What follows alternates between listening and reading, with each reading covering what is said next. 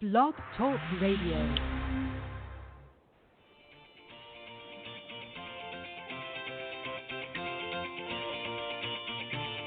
Good morning, everyone. Welcome to the Women of Golf Show. I'm Ted Odorico, and joining me is LPGA professional Cindy Miller, and we are your hosts. We're broadcasting live every Tuesday morning from 9 to 10 a.m. Eastern here on the blogtalkradio.com network, bringing you some of the best golfers, teacher professionals, and entrepreneurs helping to elevate women's golf. We're so glad you decided to join us this morning, so grab your coffee and let's get started.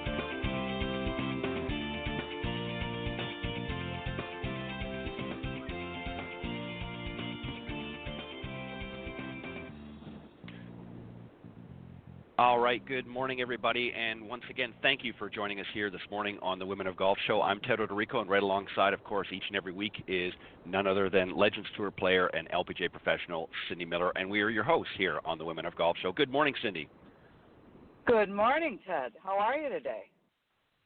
I'm doing very, very, very well. We were just talking here just off air just a moment ago about, of course, what a lot of people have been talking about over the last couple of weeks is Hurricane Dorian, which has been very slowly, Cindy, making its way up the eastern side of the U.S., of course, after much devastation, if you will, in the Bahamas area. We here in Florida were pretty lucky. We skirted most of it. But it's even reached up into Canada. I spoke to some friends here recently, and it actually made its way up into the PEI and Halifax, Nova Scotia area. So it's been a long-reaching hurricane. How about up your way? Did you guys feel any after effects of the storm at all? No, nothing. In fact, it's going to be 82 and sunny today. Wow. Yeah, we're going to be in the 90s down here in Florida. So, but anyways, we got a great show. It's always interesting. We get to feature some of the up-and-coming stars, if you will, working their way towards the LPGA, and today's no difference. We've got a young lady, Alejandra Llaneza. She just won the this past weekend's Garden City Charity Classic. This is her second win, Cindy. And then a little bit later on, we're going to be joined by LPGA Class A teacher professional Karen Nicoletti. She'll be joining us on the second half of the show. But let me just tell everybody a little bit about Alejandra, and then we'll bring her out here and talk about her most recent win and some other things as well. She's 31, a native of Mexico City, Mexico. 8 starts at the LPGA Tour from 2005 to 2012 as a non-member. She was part of the Mexican national squad at 2008 World Amateur Team Championships. She's an alumna of the University of Arizona and All Pac-10 second team selection in 2009. Finished tied 88 on the final stage of the 2011 LPGA qualifying tournament to earn membership for 2012 Symetra Tour season.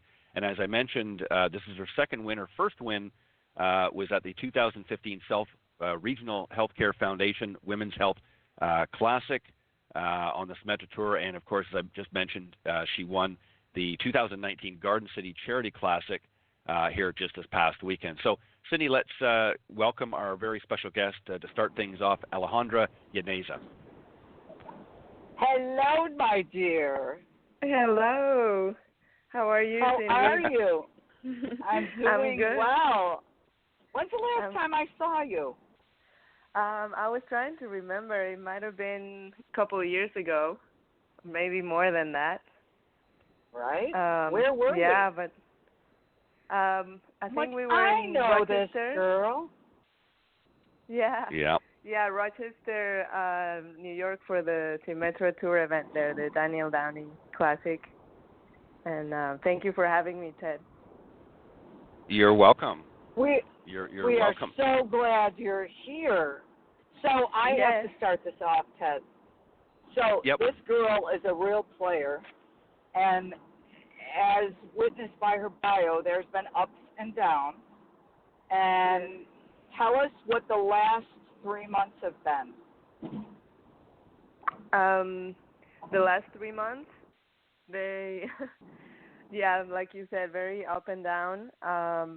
I made a lot of changes to my game over the last off season, and they started out pretty good, but then like the last 3 months, I couldn't get many things to go my way, and I missed a lot of cuts by 1 or 2 shots, so it was kind of frustrating, but I felt like I was playing well, so I just kept with it, and then when I least expected, then the good game came out and the win happened. So very excited about that.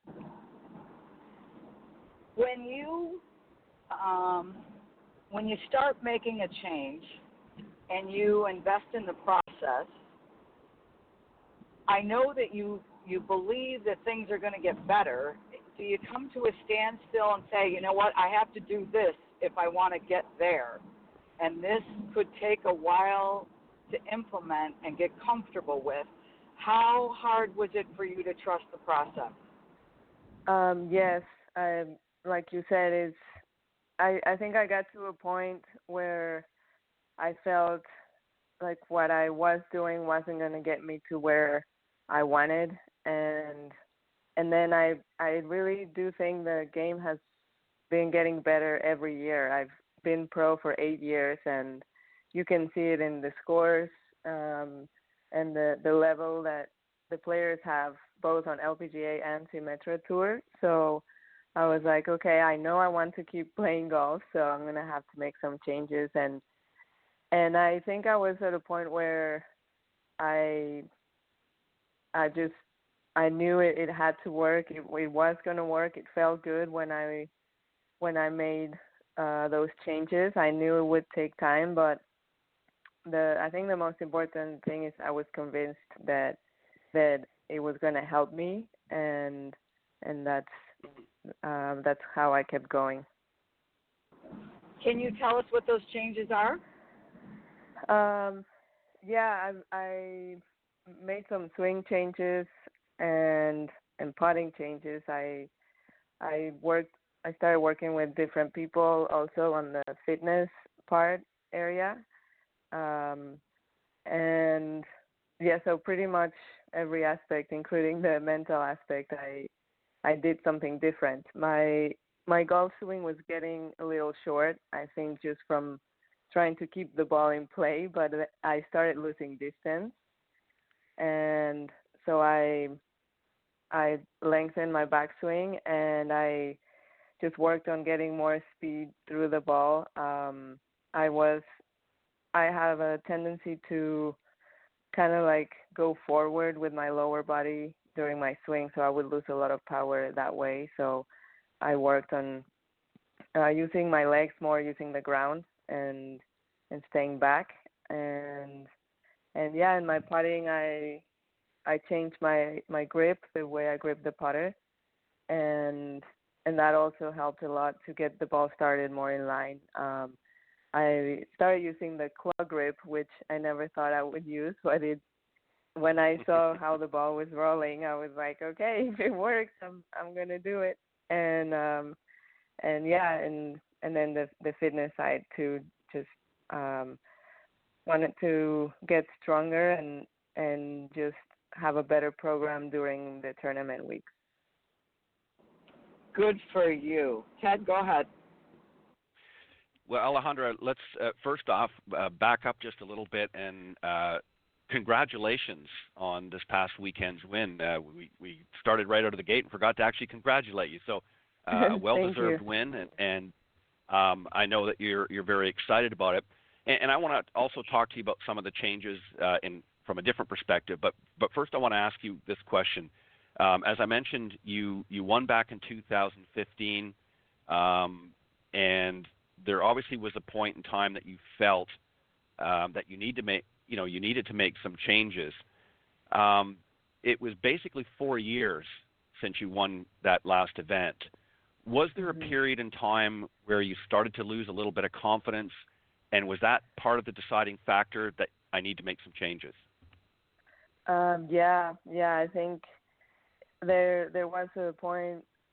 In 2017, I won the Pennsylvania Women's Open tournament, which was very exciting for me since I hadn't won in 2 years. But it wasn't part of the Symetra Tour, and then I had LPGA status since 2013, and then in 18 was the first year that I didn't have any, and I think my best finish was a top 10 last year, and I did get to a point where I'm like, I know that, golf is a sport where you sometimes go through ups and downs, and you never know how long they're gonna last.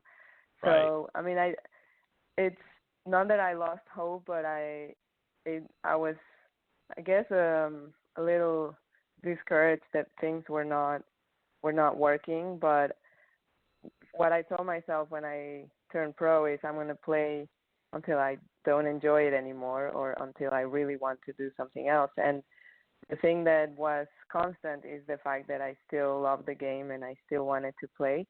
So that's what drove me to realize that I wasn't where I wanted or needed to be to play at where I want. So I was willing to make all those changes. So yeah, there was a period of discouragement and just uncertainty, but my desire to play was still there, so that's why I decided to do that. Yeah, and it was obviously an important step for you, and it paid off. You ultimately came back and you won, as I said, this past week in the Garden City Charity Classic. What did you say to yourself mentally? Obviously, physically, you knew you had to make some changes in that. But when you kind of, and I hate to use this word slump, but it's used quite often in the golf industry that, this player's kind of gotten into a bit of a slump. What did you say to yourself mentally? How did you sort of pick yourself up emotionally and spiritually, if you will, to say, okay, I've got to do something now. I know I've got to make some physical changes, but I also got to work on the inside as well. What was the thought process there? For sure. I think, the number one thing was I asked myself, do I want to keep playing? Like, even if I don't know what's going to happen, and the answer was yes. And then you mentioned spiritually, and I did started to get more into meditation and breathing exercises, and I've had some people that have helped me with those things, and I started to visualize how I wanted to feel on the golf course, and really try to search for the reason why I play golf, because I think if you have that clear, then it's you can move forward with more confidence because you know why you're doing it. And I think it can be different for some people, and I also realized that I was so worried with the results that I was forgetting to enjoy the game and to enjoy the process and enjoy putting in the work. I was just mostly worried, like, oh, is this going to happen?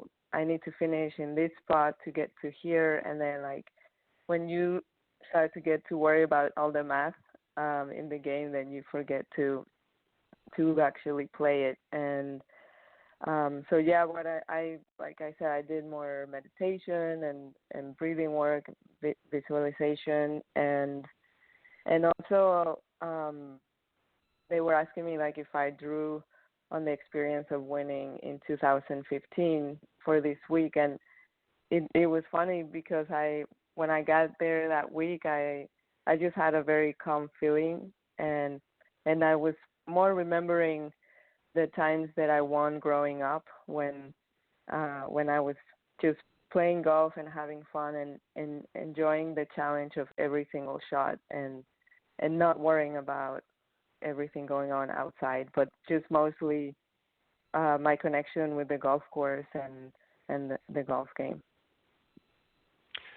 Very interesting. Alejandra, we've had many, many young ladies such as yourself here who have also won on the Symetra Tour. Of course, we interview the winners every week, and that's a very interesting thread that you just explained. Very, very common with many of the other players. At some point, they have that, lack of confidence. They're not sure, but they all seem to come back to the same thing, and that is going back to just having fun, just enjoying the game, and not worrying so much about. Obviously, they're concerned about how they play. They want to play their best, but they all sort of have that same common thread as what you've just explained. So I think there's I think as you mature and develop as a player out on tour, you begin to understand that it's not always a constant grind. That sometimes you just have to relax and just be calm and be at peace, if you will, on the golf course. And obviously, it served you well this past weekend. I want to ask you one final question, and Cindy, I'm going to bounce it back to you, just to sort of play off of what Cindy was asking you about some of the changes in that. But I want to ask it from a different perspective.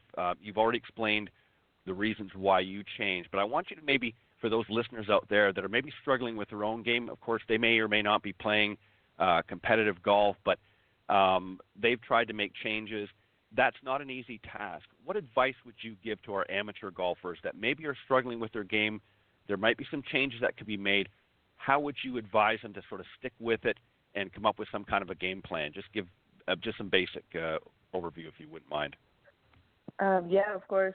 One of the things that we've learned, so in Mexico we have a nonprofit organization that they came together to help women professionals reach the LPGA, and they support us with our entry fees, and Loreno Ochoa is involved, and there's a big support system. So one of the things they did for us is they took us to a Vision 54 academy in Phoenix, and they taught us something there that was very simple, but I think you can always go back to it, where you can check they call it BTT.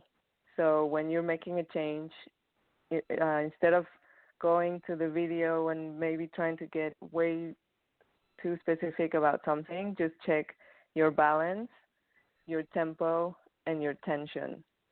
So a lot of times when we're making a change, we're so worried with the mechanics that you will start to lose your balance, and then that's actually what's throwing you off. Or maybe you are going too fast because you already want to see if the change is going to work or not. So to watch your tempo and, with your balance, try to really feel your feet on the ground and stay steady throughout the golf swing. And then the tempo, you can hit some shots at 50%. I've also learned when you're making a change, if you do it some swings in slow motion, and you do hit the ball even if it's not going far, but that can help. And then the tension, because when we want to make something happen, sometimes we're gripping the club a little harder. So if you can grip it at like number 10 as being the hardest you can grip the club, and then go to 0, and then you find that 5 tension or middle point where you can be more relaxed during the golf swing. So those 3 things have helped me also kind of like stay on the path. That's some great advice, Alejandra. Many of our amateur golfers struggle out there, and I'm sure playing in some pro-ams over the years, you've seen a lot of crazy-looking swings, and obviously, you don't want to interfere too much, but I'm sure there's been moments that you've wanted to come out and just say, I don't think that's going to serve you well today in this pro-am. Cindy, you go ahead. I know you've got some other questions or comments. So now that I read in the bio that you found something this week and you trusted what you felt, which I would call a right brain feeling, sound, visual, whatever it is. And good for you for trusting that, because we're all looking for that. I call it the dumb blonde right brain thought feeling thing that you can do that helps you create, really good shots, and you trust, and it's like, oh my gosh, I don't have to think. This is awesome. Right. I have to ask you, I'm shifting here a little bit, so stay with me. What do you love about what you're doing?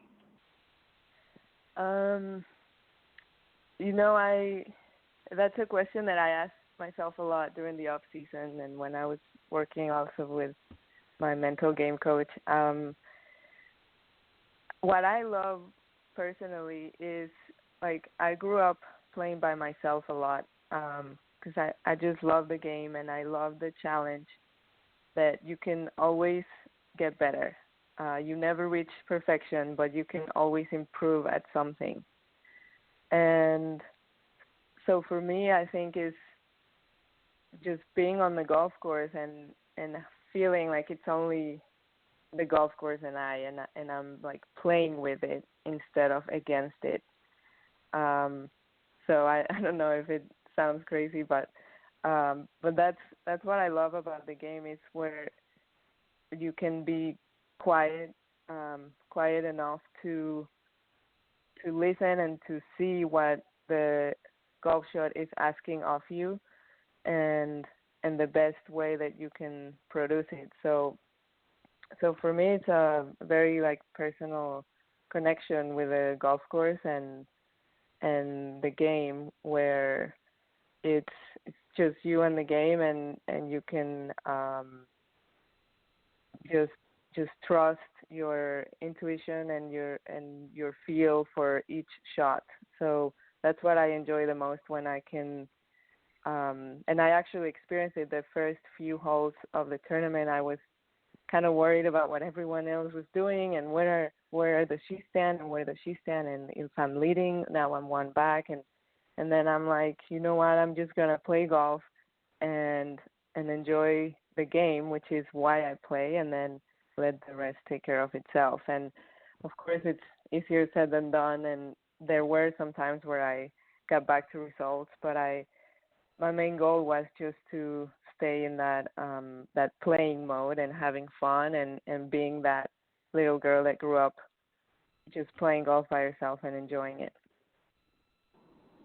That is absolutely awesome, and I totally agree with you. I have a quick story. We've got a young girl that we teach who just graduated from college, and she wants to turn pro, and she's working with my husband Alan, and she never really has gone low. And our son, who's a real good player, played at Augusta State, was like, she needs to learn to go low, and she was playing 2 rounds in the New York State Amateur, and she shot 76, and Alan said, I'm going to caddy for you the last round. And he went out there with Chelsea, and Jamie and I, my son, were texting each other. She's 1 under. She's 2 under. She's 3 under. She's 4 under. And then he's texting me swear words, initials of, oh, my God, right? And she's 5 under. She's 6 under. Well, Alan was going to caddy for her for just 9 holes, but she was 3 or 4 under at the turn, and Alan was like, I can't leave her now. And her dad is always like, come on, you got to go, results. So she ends up shooting 8 under par.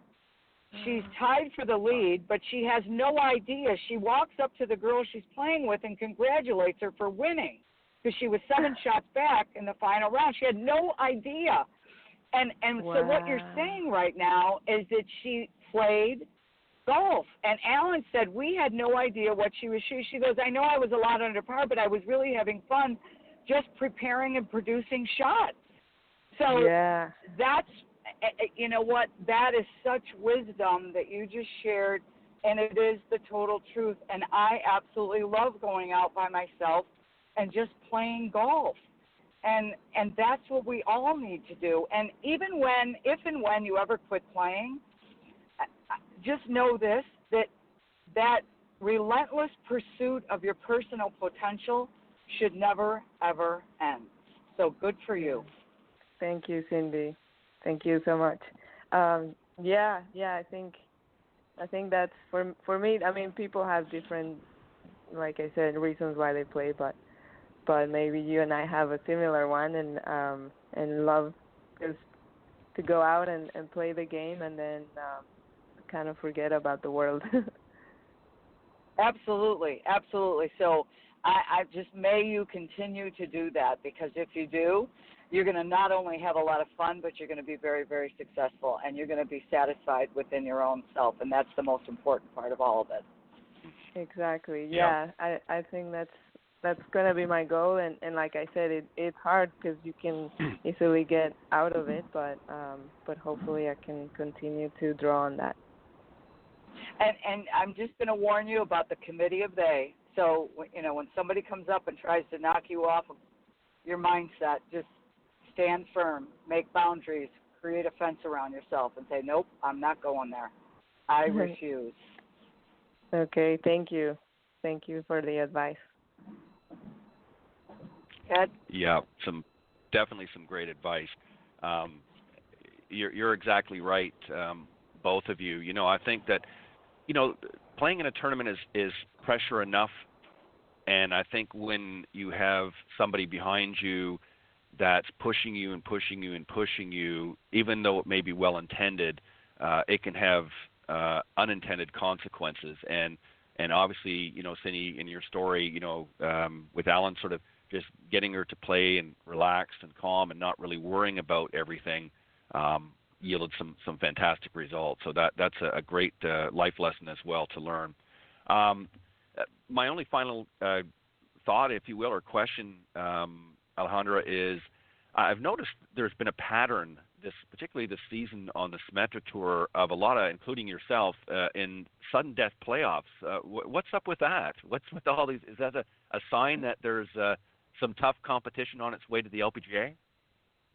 Yeah, I think definitely. I've also noticed the cuts have been getting lower, and many tournaments we've had cuts under par, which wasn't that common before. But yeah, I think having so many playoffs just indicates that the competition is getting better, and everyone has the same goal and is working harder, and they're more focused.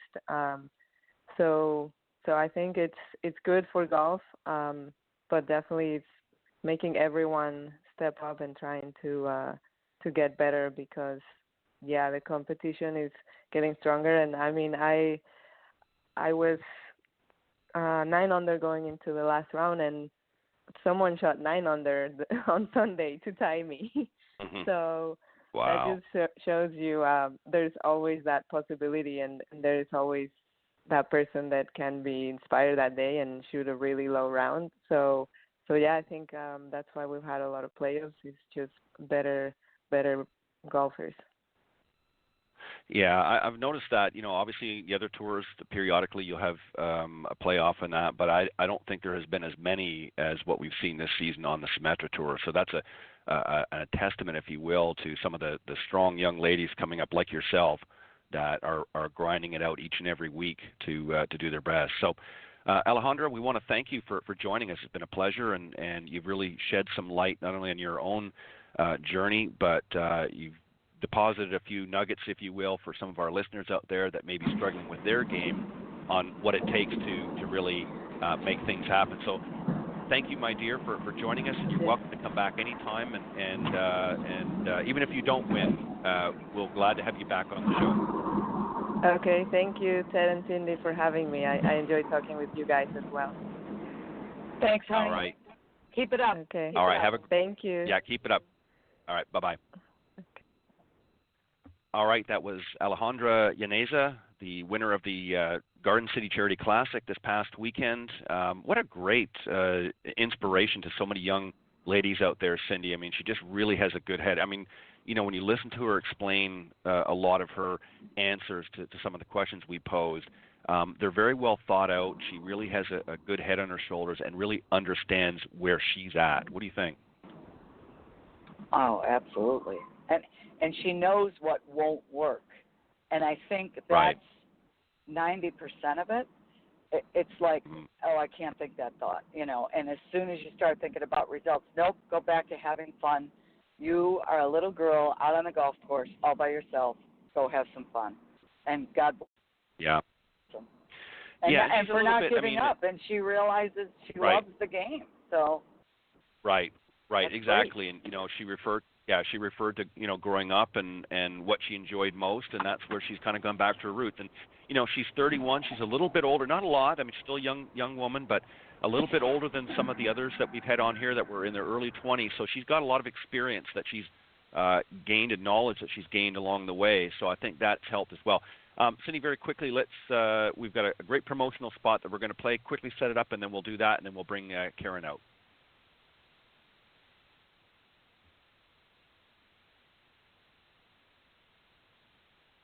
Everyone knows business deals are made on the golf course.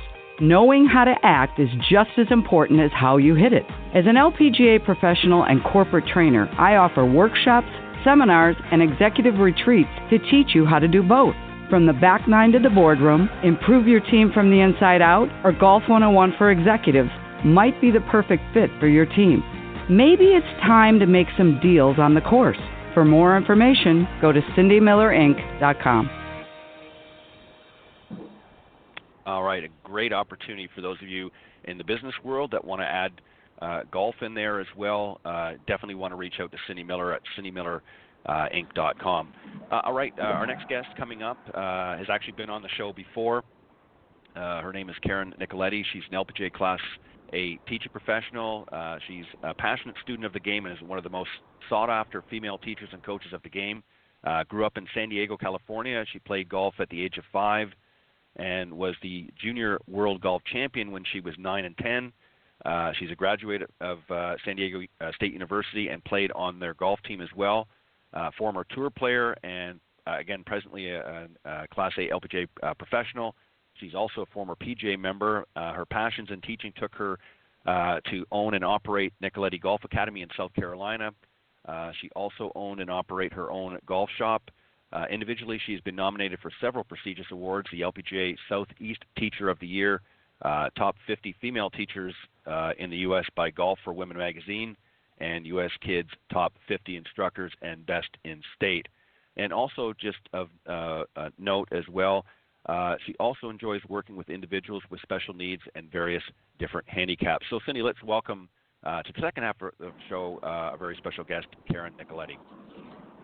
Good morning. Good morning. How are you? We're doing well. Thank you so much for joining us. We're glad you could be here. Well, I'm glad to be here as well. I love talking golf. Nice. Cindy, go ahead and Where start are you right now? I am in Portland, Maine, freezing. Freezing? Really? It is a beautiful fall day. It started the temperature this morning at 45. So it's kind of crazy for September 10th to be 45 degrees. Wow. You're moving. You're coming in and out. I don't know where you are, but you're breaking up a little bit on me. Is she doing that for you, Ted? Not as much, but yeah, it definitely breaking up a little bit. But Cindy, you go ahead and you start off, and then I'll jump in when you're ready. So tell us what you're doing this year. You move all over the place. You're changing games everywhere. I am. You know, I do mostly New England and Florida. I go to Florida for the winter, and I'm up in the New England area in the summer. And, you know, I am a teaching professional, but I'm also interested in, you know, getting more people to still continue to grow the game, to get more women out on the golf course. I mean, I hear it every day, whether it be in New England or in Florida. You know, I'm not good enough to get out on the golf course. You know, I just don't think women know how to start. And I feel like the instruction side of golf is we have to get them to be more comfortable to play golf out there. Totally agree. And where do you go in Florida? To Naples area. Nice. And where do you teach if someone wants to find you? How do they find you? Oh, yeah. I'm at Palmyra Golf Course in Bonita Springs. And you can always contact WinStar on Naples Bay. They just eliminated a teaching position. And so I was there for 5 years, but they'll tell you where I'm going. So as of right now, I'll be at Palmyra Golf Club in Bonita Springs. Awesome. Ted? Karen, welcome back. I know you were with us, I believe it was a couple of years ago that you joined us on the show. And again, as Cindy said, thank you for coming back. Growing the game, that's a term that, yeah, you're welcome. Growing the game is a term that we hear quite often. And I think there's, you know, our last guest, of course, who plays on the Symetra Tour and a little bit on the LPGA as well, you know, talked about really finding her game. You know, she kind of got, you know, the competitive juices going, if you will, and kind of got a little bit tough on herself, I'm sure, over the last little while, and she decided to scale it back. Do you think that one of the problems you mentioned a moment ago about, you know, women sort of finding themselves and you know, not sure if they're good enough to play out in the golf course, do you think that there's too much pressure being put on new golfers to be, you know, the next greatest, if you will, and that we need to find a different way of approaching and making it not necessarily simpler to play because it is a difficult game, but maybe more accessible and in such a way that people aren't as intimidated when they get out on the golf course. What are your thoughts? Ted, very much so. I really believe that women are struggling in or the professionals, how are we going to get women to go out on the game? We have to understand the first thing is make it fun. Make it fun. You'll hear a lot of women say that, they just feel intimidated standing on the first tee. You know what? Tee off on the second tee. You have to find ways to get them out there. I know Operation 36, they do a good junior program, but I've done Operation 36 where you start them at 25 yards and in. And when you get 36 and 25 yards and in, you go back to 50 yards and in. And I've done it. We used to do it with the juniors, and now I brought it into the women. And I get them, so you don't always have to tee off on the first tee. I want them to get their short game down, feel comfortable. But as Cindy would say, the most important thing is nobody really cares how good or bad you are as long as you're not slow. Mm-hmm. Yeah, I would agree with that. Something else, too, and I've always said this, and I know there are still courses like this around, but maybe we need to, instead of having these, 6, 7, 8,000 yard courses, maybe we need to develop some newer golf courses that are more like your par 3 or executive style courses that aren't so intimidating. Because I know, I've taught many women executives as well over the years, and one of the things that they say to me is, when I'm standing on that tee and the hole is 400 and something yards away or even 350 yards away, they're like, wow, I've got to get to there. Do you think that maybe we need to start developing almost like a training center? I mean, I know that's what the practice tee is for, and we're getting them there, but on-course experience. A lot of these people are intimidated by the yardages, and yes, we can start them, halfway or 50 yards out, but then we've got to be cognizant of other people playing. Maybe we need to develop more shorter courses, much shorter courses, maybe even half the yardage, and have that as a sort of starting ground. What do you think about that? Yeah, and I actually do that. I actually have a group of ladies that we come out, and I've encouraged them to start their own little group, kind of like either a 9-holers or a 3-holers or a 6-holers, but I have them do it in the afternoon when the course is less crowded, and I have them start from 150 and play 150 the entire way around. If it happens to be the par 3, you have to get over water, I have them tee off on the other side. I just want to get them to take it from the driving range to the golf course, understand how to keep up, then understand really that there are a lot of people. Nobody is perfect, and everybody's got to start somewhere. And I believe that by having 3-hole groups, 6-hole groups, 9-hole groups, in 100 yards and in, 25 yards and in, depending on the level of golfer, is I start to see women having more and more fun. And actually, I'm doing a golf trip with, I think I have like 40-something women now, and we're doing a 9-hole golf trip. We're going away, but at where we're playing is all 9 holes. We're only doing 9 holes a day. And they're happy with that. They get to shop the rest of the time. Right. Absolutely let me ask you one. A great idea.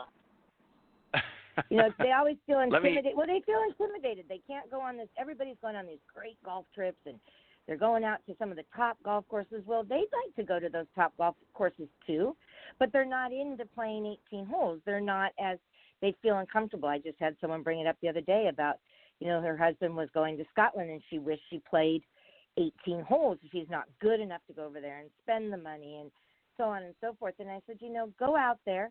You have to take a caddy at most courses over in Europe. Go out there, explain yourself that you're not great, and go with your husband. Take a walk, but drop the ball in the middle of the fairway and play your own little course. No one says that you have to play from tee to green, again, as long as you keep up with the pace of play. Right. Well said. Let me ask one other question, and Cindy, I'll pass it back over to you. Karen, we've all at some point have worked with some juniors, and one of the interesting, and I'm talking real young kids here now, and one of the interesting things is you put a club in their hand and they'll just take a mighty swipe. They don't think about it. They just get up there and they do it, and doesn't matter what the result is, they're going to try.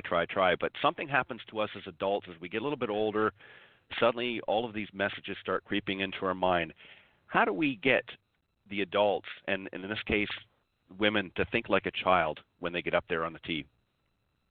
Don't play golf with their husband. No, I'm only kidding. No, it's they always got the teaching pros with them in the group. I say to them all the time, "Who told you that?" "Oh, the lady I was playing with." "Is the lady you're playing with good?" So no, I think that they need to get out there and think of one thing. I think what's happening in the world of teaching, that Cindy might agree with me, that we're getting way too technical. Way too technical. Yes. I can't get my lady members on TrackMan. My new beginning ladies out on TrackMan. They barely understand just the physics of the club, the game. And so I start them out, again, very, very small. And I think that's why I think the 25 yards and in is a great way to get people interested in the game. They see success. That's what keeps people in the game. If you see some kind of success early on, then you want to get better. And then right. I think that the world of teaching now is, all so tech-oriented that I think that you're losing a lot of people because they're like, "Oh, I'm not going to be able to do this. It's just way too complicated." And I think we need to sit back, go to the simplicity of a golf swing, using metaphors, grandfather clock, tick, tock, music that they like, just other things instead of talking golf as you're teaching. They can relate to other things. They can't really, "Oh, you play tennis. Let's talk about shifting your weight in tennis." And usually if you put it into something else they do in their life, that they understand it and it makes it more enjoyable for them. Right. Well said. And I agree with your first response. I'll change it a little bit.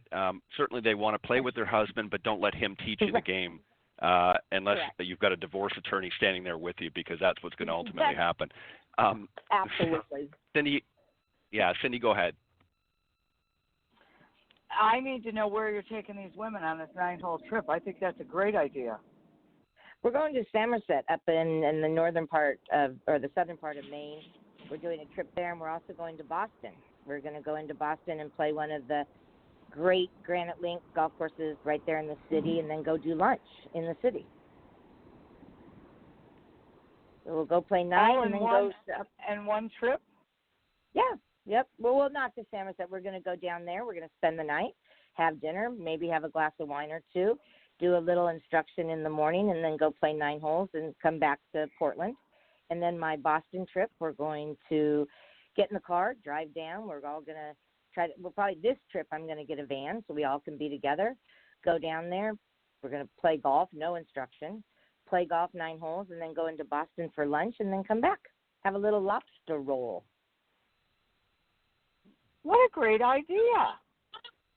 Yeah, well, 9-holers feel like they're left out. And, some were in Florida, my 9-hole group was 140-something women.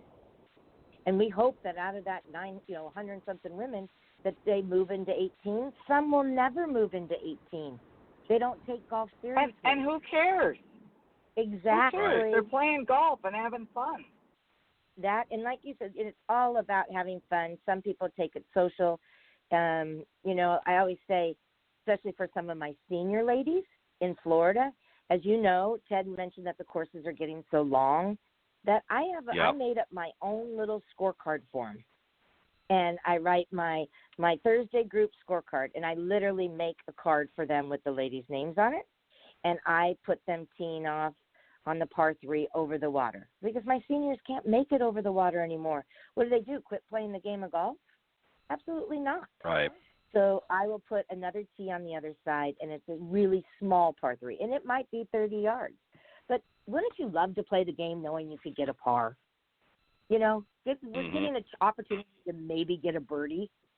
I mean, a lot of these seniors have been playing for a long time, and the courses just keep getting longer and more difficult. So I try to make their own course up for them. These ladies are not going to play in any tournament tomorrow. They're not going to be entering. They don't need a GIN number. They just really want to come out, play golf, and go have lunch. There you go. Great job. Wow. Yeah, that's fantastic. I got the 9-hole golf trip ideas because I would take 18-holers And a couple of their friends would say, God, I'd love to go, but I can't play 18, you know, and I don't want to slow you up.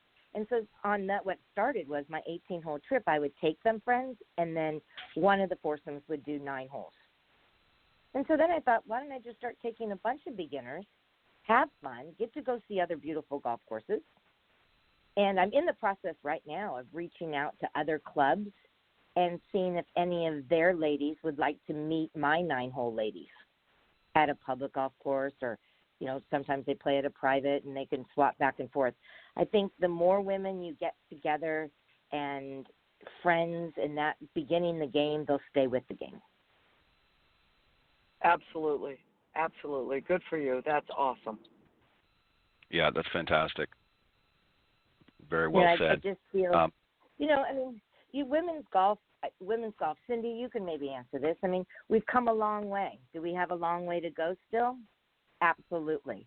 When we start to think about the women, what they spend in the golf shop, I think when you go to get a job now, you know, we're expected to say, what can we bring to the table as a female instructor? What the club, you know, what do I bring? You know, I hope I bring more women up there to help food and beverage, to help grow the game, to help get out there with their grandkids. It's just a win-win, I believe, if you get more women playing the game of golf. You know, you've got your grandkids now, you've got your girlfriends, and so on and so forth. Yep, it's a family affair. Correct. You're right on the money. Well, we should do some 9-hole golf trips together one day. That'd be a blast. Yep, we should. Yeah, it would. Great idea. When you going to Florida? I leave to Florida at the end of the month. Going to go out to San Diego for a wedding, and then go probably play a little Torrey Pines is my hope. And that was my high school golf course, was Torrey Pines. How about that? Whoever would have thought it was the U.S. Open. Yeah, that's crazy. And going to go out there, come back here. It just really depends on the weather. You know, when it starts to get really, really cold here. After, you know, most short seasons, Labor Day, they all start to think about going south and finishing up and getting ready to take the move down south. Yep. Same thing here. Did you here. enjoy your time in Nantucket? When I saw you I did not go to Nantucket. Oh, you didn't go to Nantucket? No, I did not go to Nantucket. No, I went to Boston for the BJ's Charity Classic, and Alan and I taught a bunch of beginners, business people, how to play the game of golf and use it as a business tool. And then most of the legends were players. You know what? You're getting old, Cindy. You're getting old because I was with you there. Don't forget I was there. Doing the same thing as you. Oh, that's right. What the heck? Yeah, no, I didn't. Wow, how am I doing? And I'm like, why did you think I went to Nantucket? So you're just as old as me, so shut up. I was like, I was with you. I had to sit and listen to you talk. Yeah, you did. But you had a great group of people. So, no, I did not play the next day, and I did not go to Nantucket. I was fortunate to be invited 2 years ago to do that, but I've never been to Nantucket.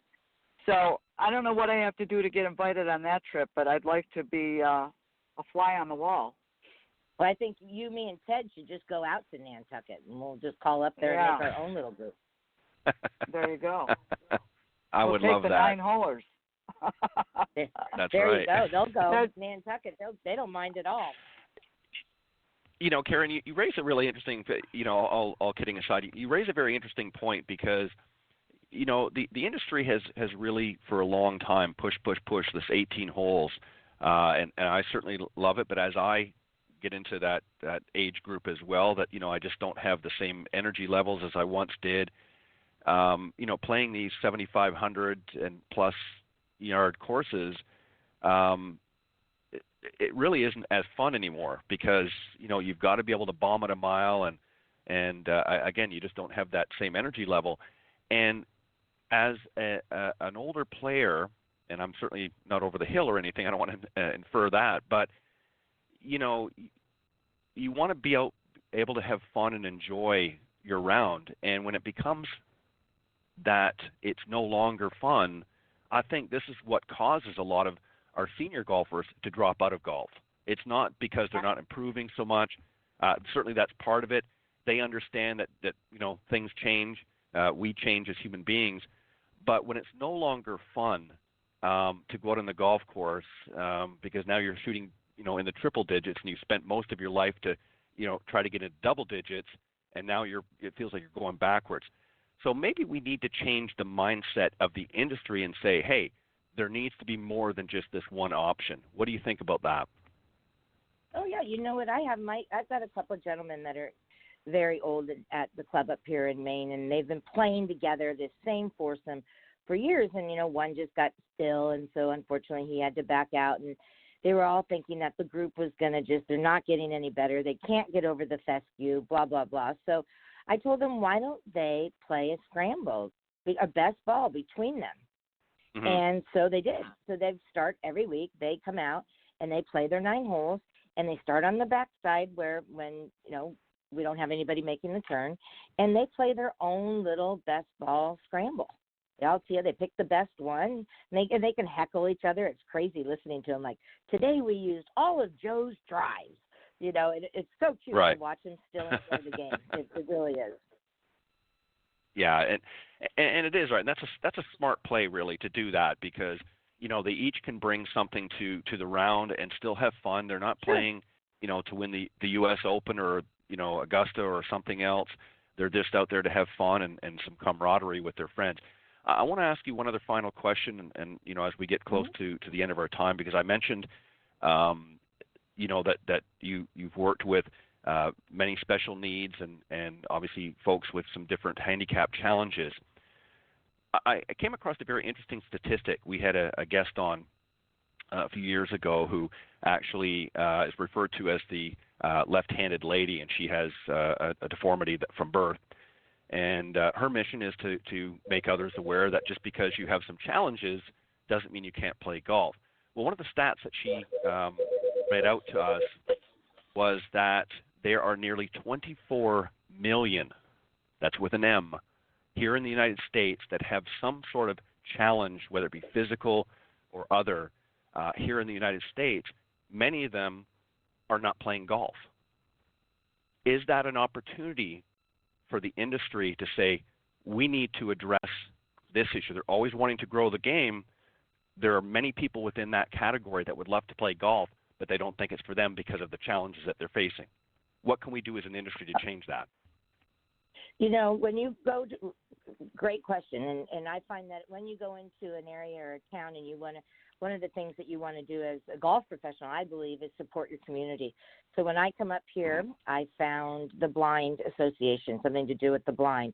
I went to their office. I reached out to them and asked them if they did any field trips, and if they didn't do any field trips, do they do any activities, or can I do a speak for them and talk about playing golf and down in Fort Myers. I had it real close happening in Myrtle Beach for a while when I was in Myrtle with my own school, is the Miracle Network. It's a baseball, and they go to the baseball field for handicap.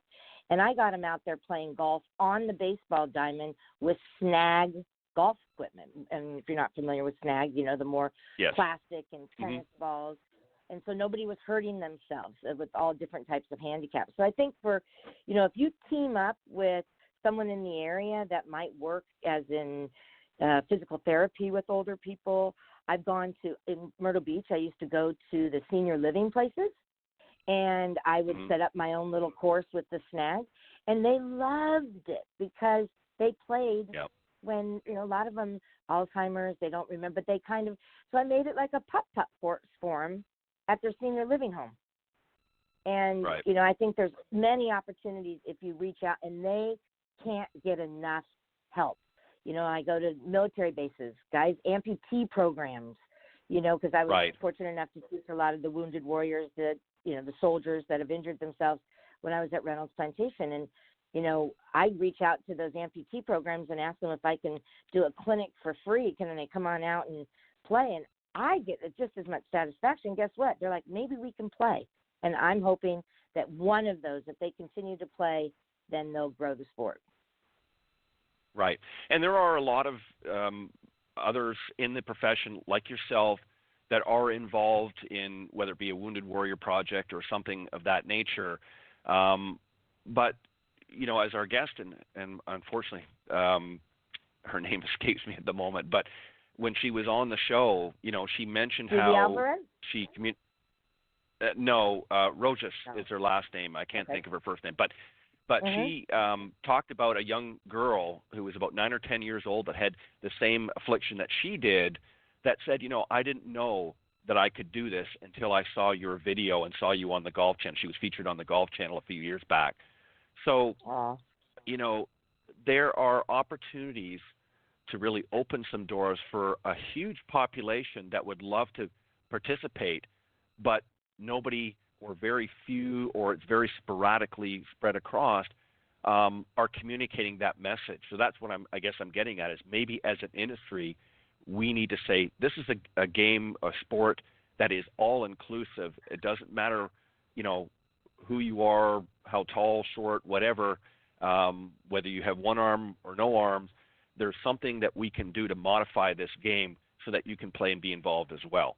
And that message is not resonating at this time. Correct. And it doesn't.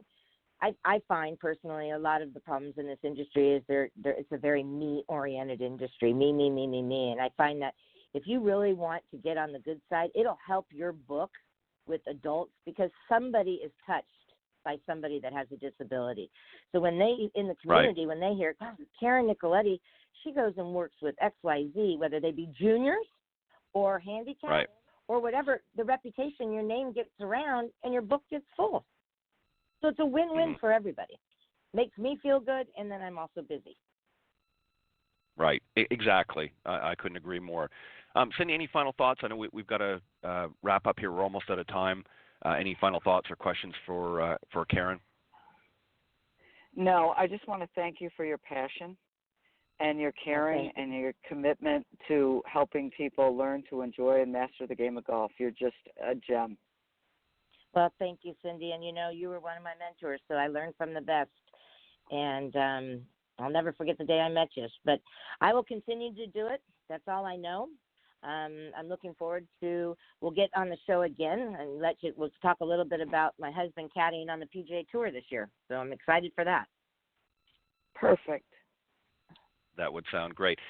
Very quickly, Karen, best way for the folks that are tuning in, if they want to reach out to you and learn more about what you do or get in touch with you, what's the best way to go about that?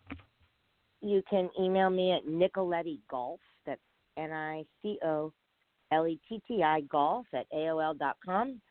I can also email probably be the best. I can be contacted at area code 504-813-7605. Perfect. Well, Karen, thank you very much for joining Cindy and I this morning on the Women of Golf Show. We'll definitely have you come back and talk some more golf. It's something I think all three of us share a passion for, but unfortunately we got to wrap up this morning. But thank you very much. Keep doing all the great stuff as Cindy expressed. Well, thank you very much, and you all have a wonderful day. You do the same. Thank you. All right. Happy golfing. Bye-bye. Yeah, bye-bye. All right, that was our very special guest, Karen Nicoletti, great LPGA professional and a passionate individual of the game. And on that note, Cindy, we're going to say goodbye to our listeners as well. Thank you, everybody, for joining us this morning on the Women of Golf. On behalf of Cindy Miller, I'm Ted Odorico. God bless everybody, and we'll see you next week here on the Women of Golf Show. Thanks, Cindy. Bye-bye.